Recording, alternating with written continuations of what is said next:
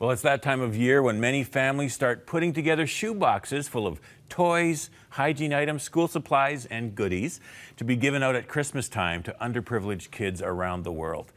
You know it as Operation Christmas Child. Over 100 million shoe boxes have been collected and distributed through the years, and last year, Canadians donated more than 662,000 shoe boxes.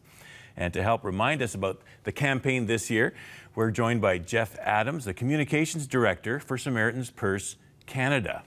As well, we also have with us Damaris Vezentan, a woman who, when she was only 9 years old, living in Romania, was on the receiving end of a Christmas shoebox. Now, Damaris, first we're going to talk to you, okay?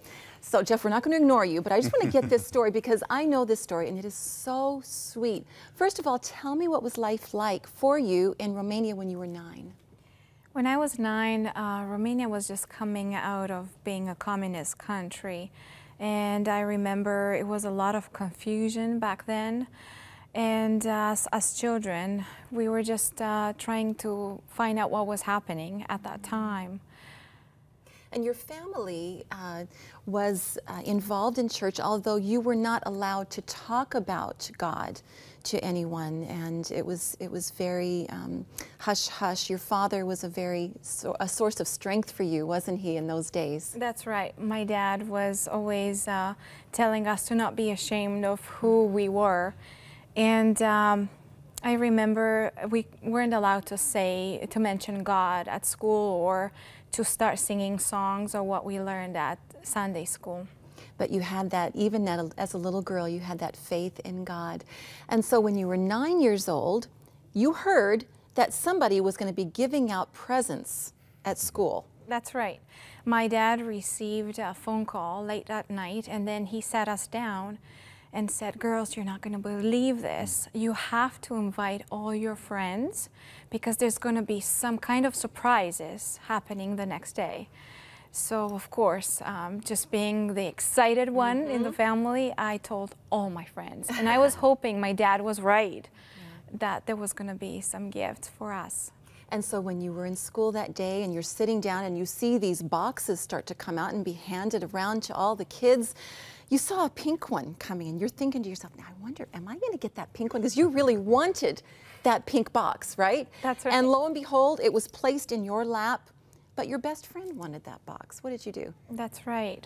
Well, we were sitting there and doing what every normal kid would do. I was thinking, this one goes to this one, and this one goes to this one. And like you said, the pink one ended up being mine. So I looked at her, and she looked like she was about to cry. So in the split of a second, I decided, you know what? I'm going to give it to her. So I said, do you want to switch? And she said, yes. So we traded the boxes. But the box that you got was perfect for you. What was in that box? Yes, that box was meant to be mine.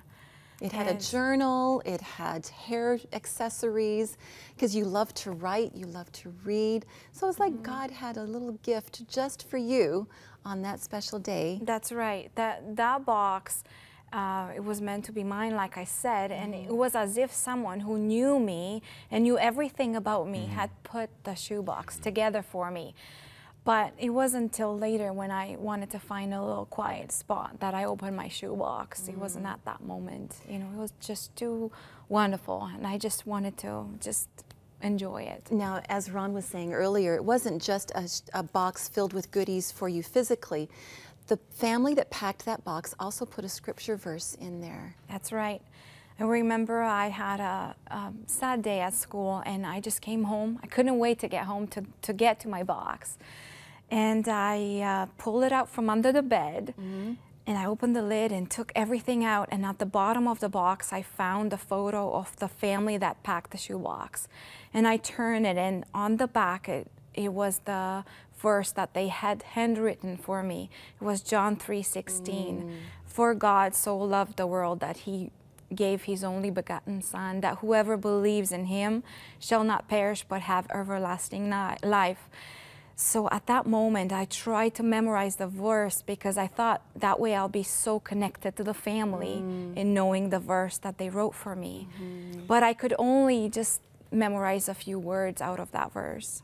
Now, there's so much you could share about this. You've written about it, and it's just the impact that it had on your life as a young child. Then your family ended up coming to Canada. That's right. And now you have a family of your own, and what is it? You pack shoe boxes with your kids Yes, now, we do. don't you? That's right. Because you know the impact it has on a child. Yes, it definitely. My children are so supportive of this, and they were so excited to be able to do this again this year and just pack the shoe boxes together. Now, Jeff, thank you for bringing Damaris along with you, because it's wonderful to hear that firsthand story of a life that was so affected by this beautiful gift as a child. Tell us a little bit about the shoebox campaign. Let's say last year in Canada, 662,000 boxes. That's a lot of boxes. And where did it end up going? Well, the boxes from Canada go to West Africa, they go to Haiti, and they go to Latin America. So, for example, Damaris is from Romania. Our United Kingdom office will continue to supply boxes into Romania and places like that. So, yeah. Also given to each child is something called the greatest gift, and an opportunity to then explore further and come back and really learn about what the greatest gift is at Christmas. There's a booklet, a colorful booklet called The Greatest Gift of All, and we hand that out with the shoe boxes. In addition to that, in as many locations as possible where we have people trained for it, the children are offered, a couple of weeks after the distribution, they're invited back and offered the opportunity to sign up for a 12-week Bible study, and that's called The Greatest Journey.